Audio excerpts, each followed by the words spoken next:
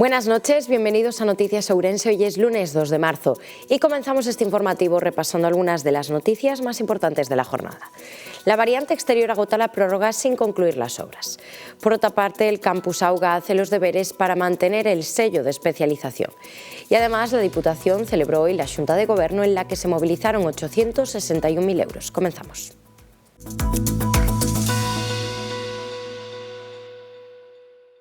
La variante exterior agota la prórroga sin concluir las obras. El tramo Taboadela-Túnel de Rante de la variante exterior tenía un plazo de 34 meses y lleva 49 en ejecución.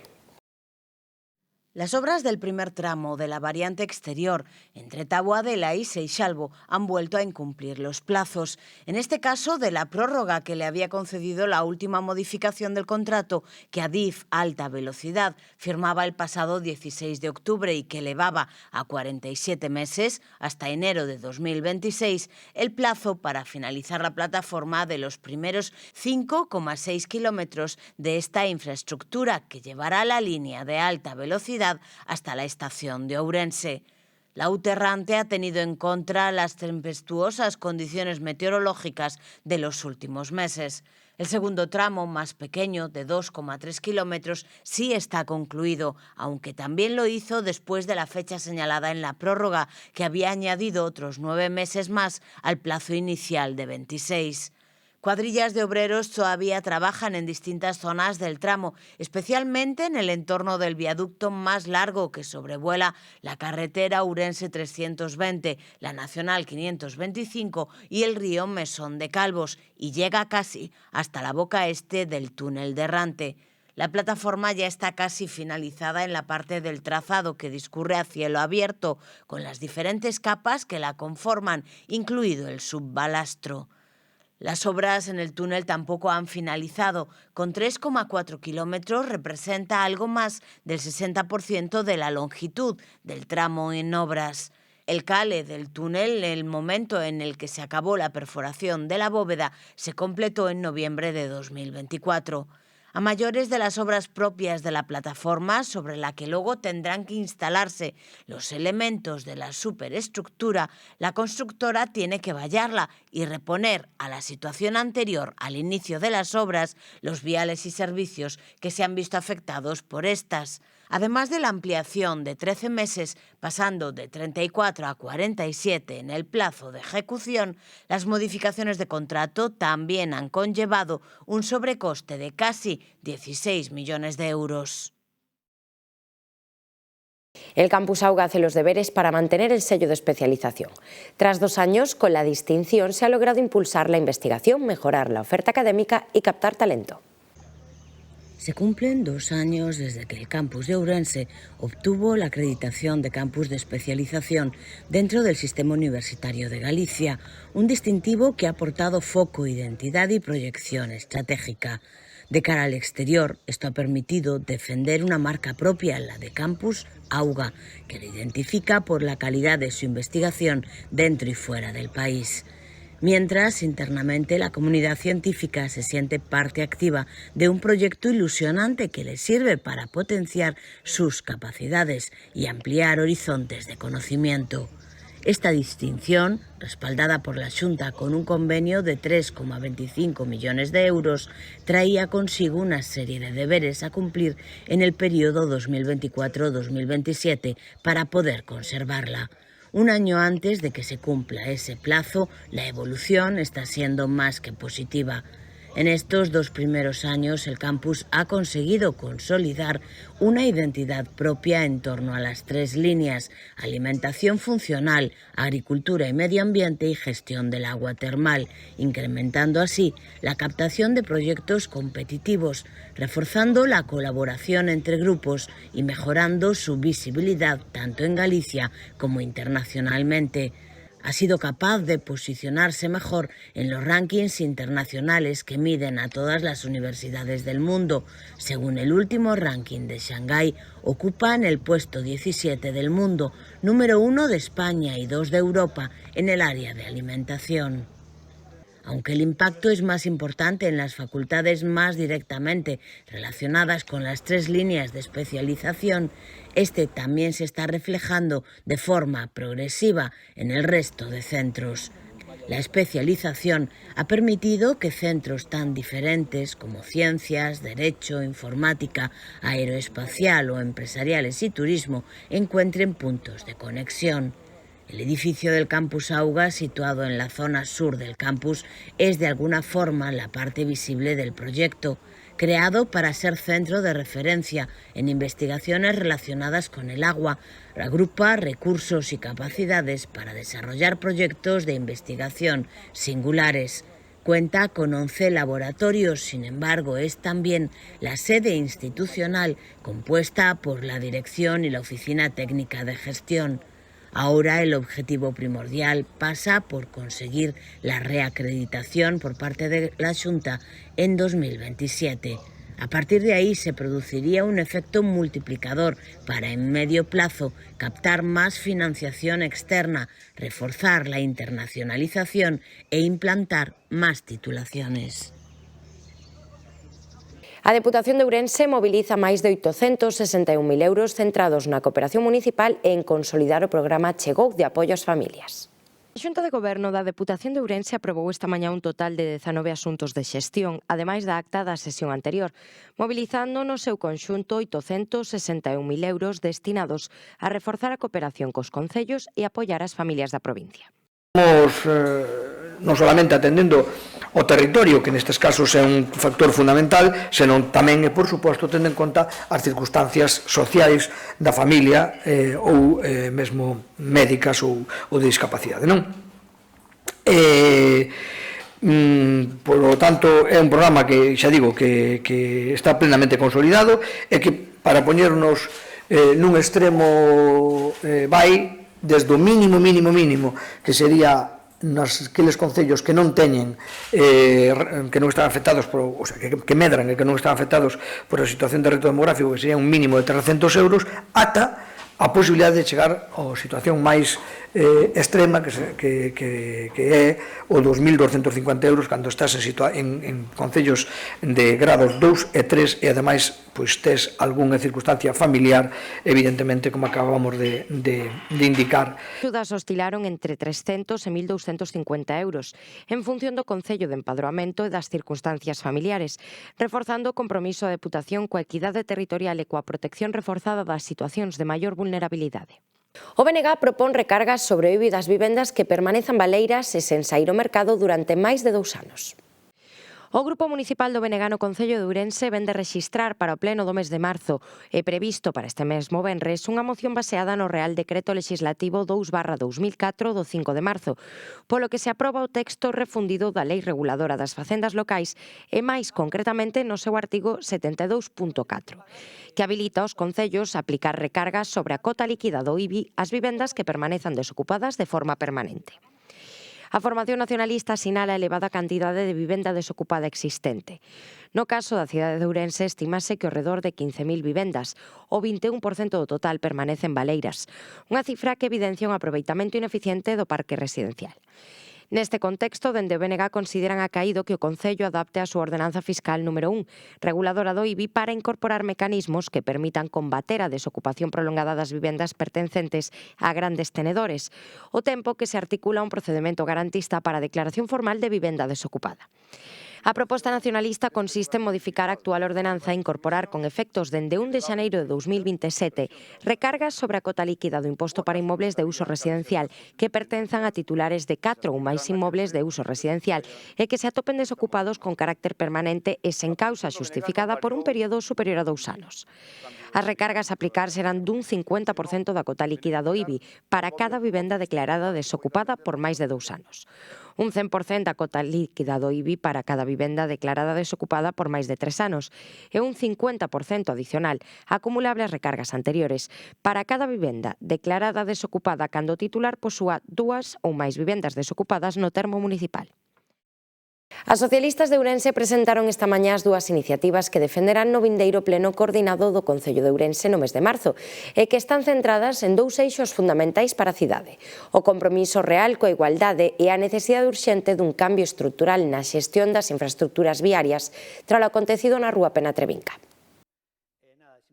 Coincidindo coa conmemoración do 8M, Día Internacional das Mulleres, o Grupo Municipal Socialista levará ao vindeiro pleno do Concello de Ourense unha moción que aposta por consolidar un Ourense máis igualitario, libre de violencia machista e comprometido coa memoria democrática das mulleres que abriron camiño na política local.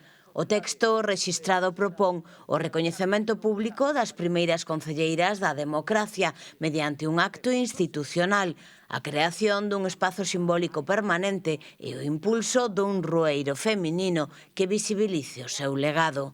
Ademais, exixe a declaración do Concello como espazo libre de violencia machista, simbólica e institucional, a elaboración dun protocolo municipal fronte ao acoso e a violencia machista no ámbito político e a posta en marcha de programas de formación en igualdade e comunicación non sexista dirixidos ao persoal municipal, cargos públicos, entidades deportivas e centros educativos. Por outra banda, no mesmo pleno pedirán que exista un antes e un despois logo do acontecido na Rúa Pena Trevinca, no que se refire á xestión viaria, que se pase do parche continuo á planificación. A proposta reclama un cambio de modelo na xestión urbana, apostando pola prevención fronte á improvisación. Entre as medidas que se propoñen destacan a aprobación dun plan integral de control e mantemento viario que inclúa o mapeo técnico do estado do firme, a creación dunha plataforma integrada de xestión e a implantación dun modelo de mantemento preventivo. O Concello de Ourense inicia mañá o control por cámaras e sancións no casco histórico. O Concello de Ourense informou de que a partir do martes 3 de marzo entrará en funcionamento o novo sistema de videovigilancia e control de acceso ao centro histórico da cidade. Tras a instalación das 17 cámaras de lectura de matrículas, o dispositivo comezará a operar de forma efectiva para regular o tráfico e garantir a seguridade peonil na zona monumental. A partir de mañá, os vehículos que accedan a zonas restringidas sen a debida autorización serán detectados e sancionados automáticamente. O sistema utiliza cámaras de alta definición que contrastan as matrículas en tempo real ca base de datos de vehículos autorizados. Os veciños, comerciantes e usuarios con necesidades especiais deben contar coa súa autorización en vigor para evitar multas. Aqueles que aínda non regularizasen a súa situación poden realizar os trámites correspondentes a través das canles municipais habituais. A Marcha Mundial das Mulleres anunciou hoxe os actos que teñen previstos para o 8M. A primeira das accións vai a ser unha mesa que colocaremos o xoves día 5 na Rúa do Paseo, a altura do Banco de España. Son mesas que pretenden non só achegar este discurso á rúa, sino interaccionar coas mulleres e fomentar a súa participación, porque o propio día 8 de marzo levaremos a cabo unha acción na que as mulleres poden colocar as súas mensaxes, pois durante o xoves día 5 de 6 a 8 e o día 7, sábado día 7, de 12 a 2 e de 6 a 8 volveremos outra vez estar aí para recoller as mensaxes das mulleres, fomentar a súa participación e que sexa como queremos que sexan os 8 de marzo e o resto dos días das nosas vidas. A manifestación será o domingo 8 de marzo ás 6 da tarde, sairá dende a subdelegación do Goberno ata chegar á Praza Maior. Haberá ademais un xantar comunitario neste mesmo lugar. A Deputación e o Ateneo organizan o primeiro Festival de Música Clásica Ouren Clásica no Teatro Principal. A Deputación de Ourense e o Ateneo organizan o primeiro Festival de Música Clásica Ouren Clásica, unha nova cita cultural que nace coa vocación de converterse nun referente musical na provincia e que se celebrará os 3 primeiros sábados do mes de marzo. Nos vai permitir disfrutar dunha oferta de música clásica de calidade no Teatro Principal nestas 3 xornadas. Na primeira xornada pois estará o concerto de guitarra clásica de Marcos Díaz. Na segunda xornada, que é o 14 de marzo, serán Catina Bibiloni e Manuel Burgueras que nes poidan deleitar o público que asista ao Teatro Principal, e o 21 de marzo, que é a última xornada deste festival, pois serán José Manuel Álvarez Losada ao violín e Juan Carlos Cornelles ao piano, os encargados pois de de levar a cabo a actuación. De facelo ou anual ou bianual, según un pouco como vexamos que se poñen as cousas. Desde logo, se fora anual, sería maravilloso. Querría decir que este fora fantástico, claro. A programación de Ouren Clásica arrincará o sábado 7 cun recital a cargo do guitarrista Marcos Díaz. O 14 de marzo será a quenda da soprano Catina Bibiloni, acompañado ao piano por Manuel Burgueras.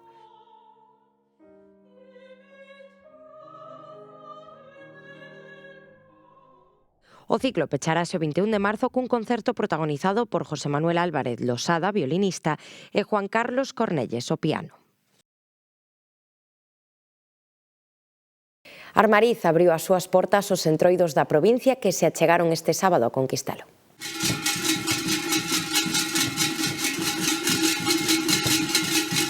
Non hai definición oficial de entroido que se achegue a isto.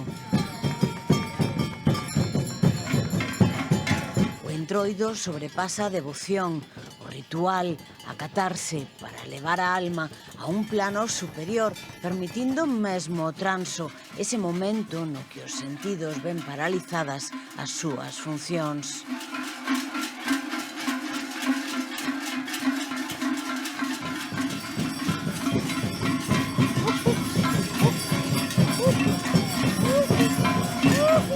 O calendario, a lúa, é quen establece os únicos límites e tempos, quen coloca as datas, pero é o corpo o que avisa.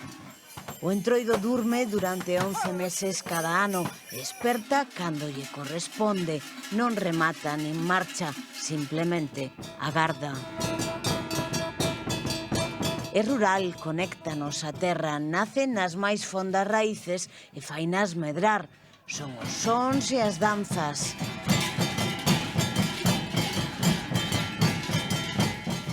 Os movementos. A brincadeira. A celebración do caos. Imposible non deixarse levar. O entroido non entende de fronteiras físicas, salta dun lugar a outro e onde pisa queda pegada. Sábeno en Armariz, onde non teñen unha tradición de entroido. Non hai máscara nin personaxe propio, así que cada ano abren as portas a unha irmandade que xa forma parte do lugar. E todo comeza pedindo e concedendo permiso. Sexades todos benvidos, os que vides a visitar. Aquí estamos preparados para irvos acompañar. O permiso xa o tedes, xa o tiñades antes de empezar. Estamos deseosos de ver esas máscaras bailar.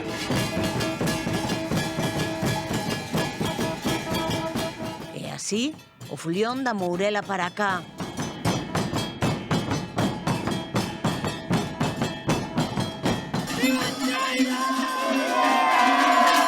Os felos e madamas de Esgos.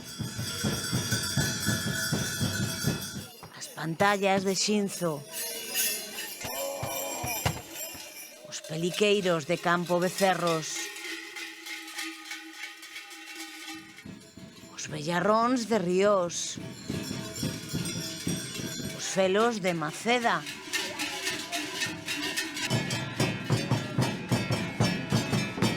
E mesmo algún maragato do entroido ribeirao comezaban a súa particular foliada. Non é un desfile porque o entroido non entende de desfiles. É unha invasión en toda regra, un ir facéndose dono do territorio, unha ocupación consentida por un pobo que se deixa levar, que se ofrece aos que veñen de fora, que convida e agasalla, e o máis importante, que respecta, deixándose facer. Armariz non aparece nos mapas que se empeñan en debuxar figuras xeométricas do entroido, pero Armariz é xa terreo conquistado.